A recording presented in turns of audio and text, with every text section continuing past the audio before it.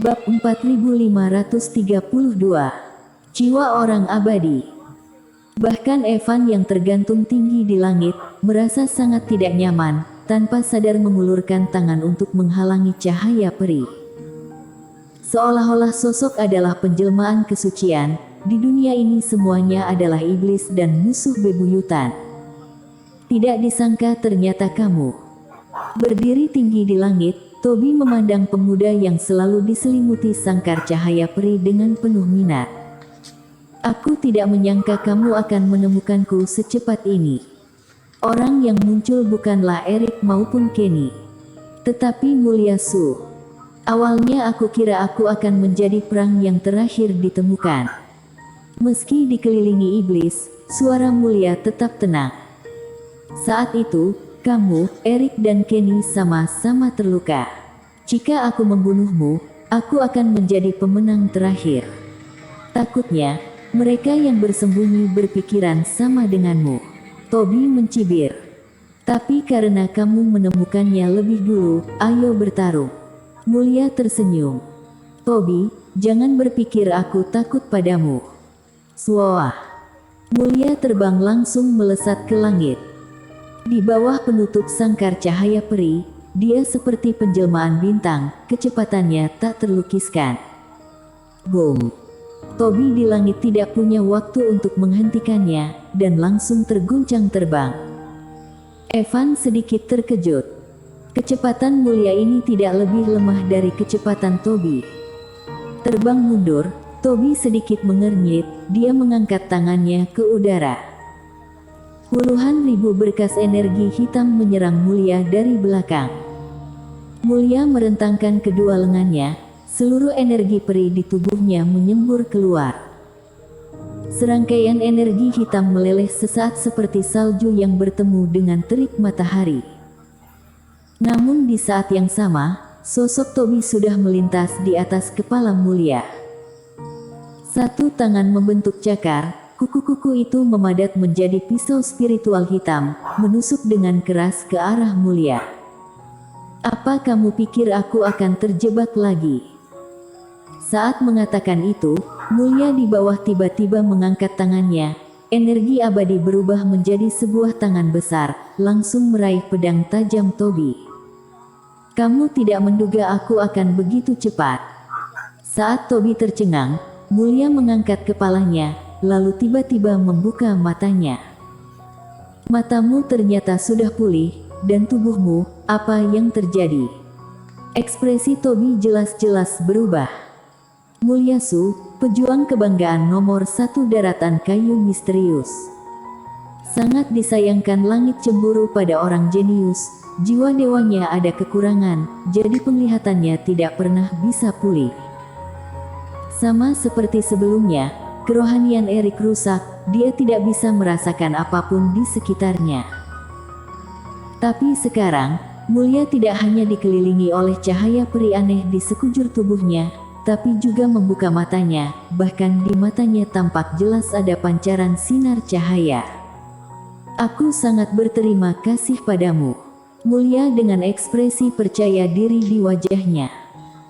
Sebelumnya kamu merebut kekuatan suciku, membuat aku menemukan tempat ini secara tidak sengaja. Di dalam gua di bawah pulau, ada metode kultivasi jiwa dewa orang abadi. Walaupun jiwa dewaku tidak sempurna, tapi perpaduan jiwa dewa orang abadi membuat mataku menjadi mata peri. Sekarang tubuhku setengah manusia dan setengah abadi. Setelah selesai bicara, Mulia kembali menendang Tobi. Tobi, kamu bukannya memanggil dirimu sebagai penguasa yang mengendalikan segalanya, apa kamu berani 1 lawan 1 denganku? Mulia berkata dengan dingin. Ratusan ribu monster, ditambah Evan di sela-sela. Jika pertempuran kelompok, dia pasti akan kalah. 1 lawan 1 denganku. Tobi menyipitkan matanya, mengangkat tangan dengan wajah dingin, menghentikan langkah Evan. Tidak perlu, biarkan iblis monster dan pelayan darah menyingkir. Aku akan berhadapan langsung denganmu, dan biarkan aku lihat betapa kuatnya jiwa orang abadi ini. Setelah bunuh kamu, aku akan menjadi penguasa baru.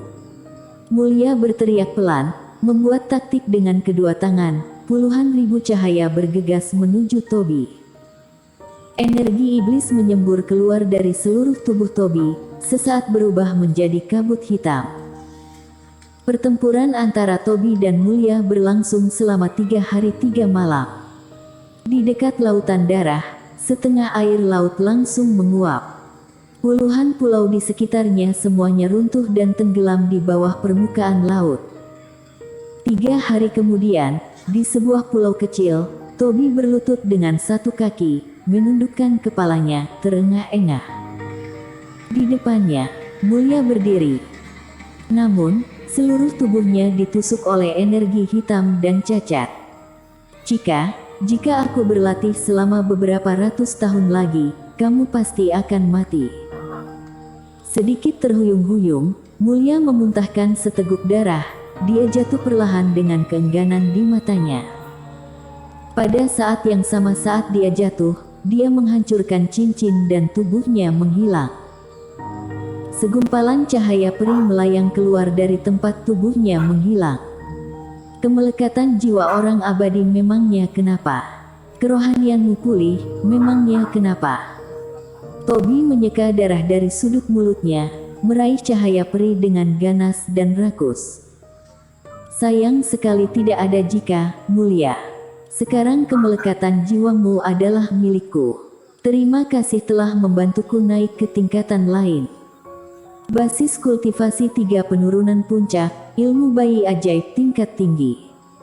Sekarang, alih-alih membunuhnya, Mulia memberinya kemelekatan jiwa. Mulia menggunakan cara ini untuk melawannya selama 3 hari. Setelah tingkatannya naik, bukankah basis kultivasinya akan berlipat ganda lagi? Ada 2 lagi yang tersisa. Tobi menatap daftar peringkat langit, apalagi saat melihat nama Erik. Senior Evan, teruslah mencari.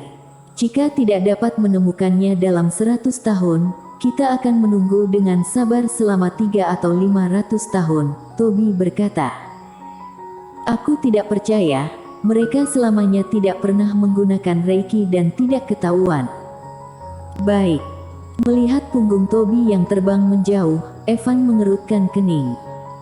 Ilmu bayi iblis yang dipraktekkan oleh Tobi adalah jalan iblis pamungkas, namun dia begitu yakin bisa memurnikan kemelekatan jiwa dari energi yang Tobi tidak memiliki kemampuan seperti itu.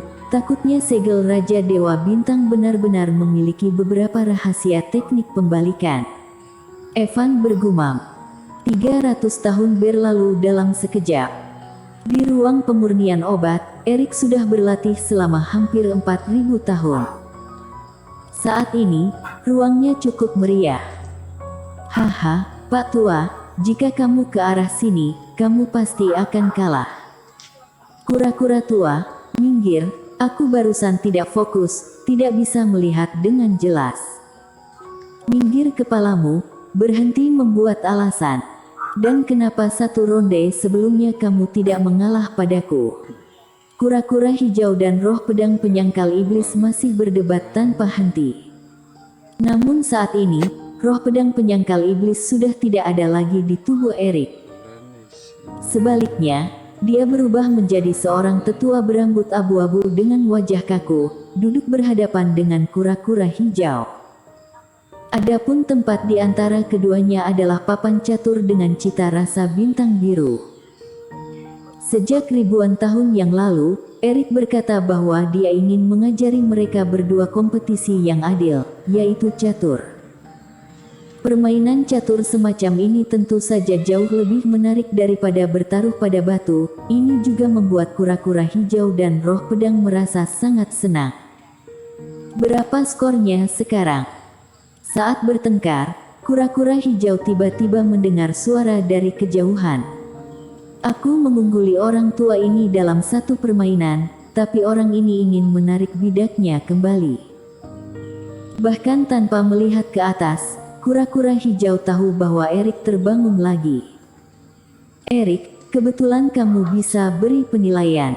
Kamu baru saja bangun, Reiki masih bergolak, jiwa dewa aku dan kamu saling terhubung, apakah barusan kehilangan fokus sesaat? Roh pedang penyangkal iblis berkata. Dan kura-kura tua ini mendesak aku untuk pindahkan bidak. Tampak jelas, ini insiden. Tentu saja, aku harus menarik kembali tindakan itu. Bocah Qin juga pernah bilang, seorang pria sejati tidak ada penyesalan. Aku roh pedang, bukan pria sejati. Lagi pula, bidak ini tidak berdampak besar. Biar kulihat. Setelah itu, sosok Erik tiba-tiba muncul di depan papan catur.